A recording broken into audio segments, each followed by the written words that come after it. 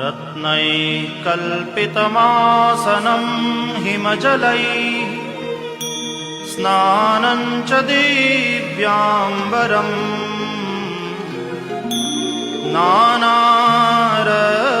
नानारत्नविभूषितं मृगमदा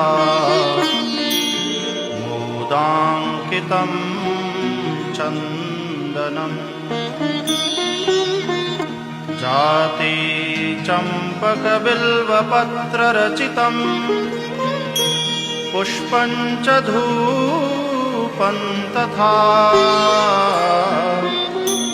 दीपं देवदयानिधे पशुपते